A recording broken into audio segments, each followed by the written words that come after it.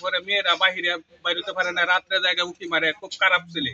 কিশোরগঞ্জ সদর উপজেলার লতিবাবাদ ইউনিয়নে বড়বাগ মধ্যপাড়া এলাকায় এক বাঘ ও শ্রবণ প্রতিবন্ধী নারীকে গভীর রাতে হাত পা ও মুখ বেঁধে নির্যাতন এবং ধর্ষণের চেষ্টা চালানোর অভিযোগ উঠেছে।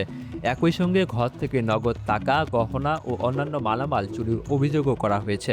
এই ঘটনায় এলাকায় ব্যাপক চাঞ্চল্যের সৃষ্টি হয়েছে। শনিবার ৩০ মে ভুক্তভোগী পরিবারের পক্ষ থেকে কিশোরগঞ্জ সদর মডেল থানায় একটি লিখিত অভিযোগ দায়ের করা হয়েছে। অভিযোগে বলা হয়েছে, গত ২৩ মে রাত আনুমানিক ৩:৩০টার দিকে বড়বাগ মধ্যপাড়া এলাকার বাসিন্দা রনি মিয়া ও তার সঙ্গে থাকা অজ্ঞাতনামা আরও কয়েকজন ব্যক্তি পরিকল্পিতভাবে ওই প্রতিবন্ধী নারীর ঘরে প্রবেশ করেন। ভুক্তভোগী নারী একজন এতিম এবং বাঘ ও শ্রবণ প্রতিবন্ধী। তিনি চাচার বাড়ির পাশেই একটি টিন শেড ঘরে একা বসবাস করতেন।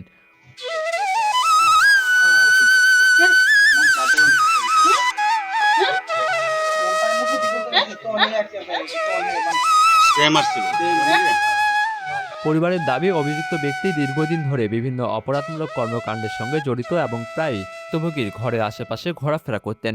ও বলতেছে ওই যে ওই পাড়া একটা চোর, যে তার নাম রনি, সে অনেক দিন ধরে আমাদের এলাকাতে চুরি চুরি চেষ্টামি করতেছে, ঠিক আছে, কিন্তু ওর কোনো সুষ্ঠু বিচার পাই না আমরা। এ নিয়ে প্রতিবাদ করলে পরিবারকে বিভিন্ন সময় ভয়ভীতি ও হুমকি দেওয়া হতো বলেও অভিযোগ করা হয়েছে।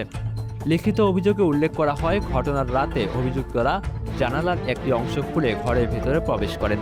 এরপর ভুক্তভোগীর হাত পা ও মুখ বেঁধে তাকে নির্যাতন এবং ধর্ষণের চেষ্টা চালান। এক পর্যায়ে ওই নারী গঙ্গানের শব্দ করলে স্বজন ও প্রতিবেশীরা ঘটনাস্থলে ছুটে আসেন। এ সময় অভিযুক্তরা পালিয়ে যায়। পরিবারের সদস্যরা ঘরে প্রবেশ করে ভুক্তভোগীকে হাত পা বাঁধা অবস্থায় উদ্ধার করেন এবং পরে তিনি ইশারার মাধ্যমে তার উপর সংঘটিত ঘটনার বর্ণনা দেন বলে পরিবারের দাবি। ভুক্তভোগীর চাচা মোহাম্মদ মঞ্জু মিয়া বাদী হয়ে থানায় অভিযোগ দায়ের করেছেন। অভিযোগে প্রধান অভিযুক্ত হিসেবে রনি মিয়ার নাম উল্লেখ করা হয়েছে। পাশাপাশি অজ্ঞাতনামা আরও কয়েকজনকে অভিযুক্ত করা হয়েছে। আরো কিছুদিন আগেও একবার ছাপাইছি বুবা দেখা এই দিকে যে ঘটনা হয়েছে, এটা খুব ঘটনা। ভুক্তভোগীর চাচাতো ভাই মোহাম্মদ জাকির বলেন, তার প্রতিবন্ধী বোনের হাত ও পায়ে আঘাতের চিহ্ন ছিল এবং ঘরে মালামাল এলোমেলো অবস্থায় পাওয়া যায়। তিনি ঘটনার সুষ্ঠু তদন্ত ও জড়িতদের দৃষ্টান্তমূলক শাস্তির দাবি জানান।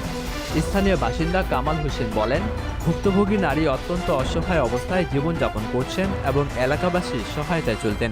তিনি এই ঘটনার সুষ্ঠু বিচার নিশ্চিত করার আহ্বান জানান। এ বিষয়ে কিশোরগঞ্জ সদর মডেল থানার ভারপ্রাপ্ত কর্মকর্তা ওসি মোহাম্মদ আবুল কালাম ভূঁইয়া বলেন, লিখিত অভিযোগ পাওয়া গেছে, বিষয়টি গুরুত্বের সঙ্গে তদন্ত করা হচ্ছে। ঘটনার সত্যতা পাওয়া গেলে জড়িতদের বিরুদ্ধে দ্রুত আইনগত ব্যবস্থা নেওয়া হবে। মাহমুদ বিন মারুফ, নিউজ ডেস্ক, ডেইলি সকালবেলা।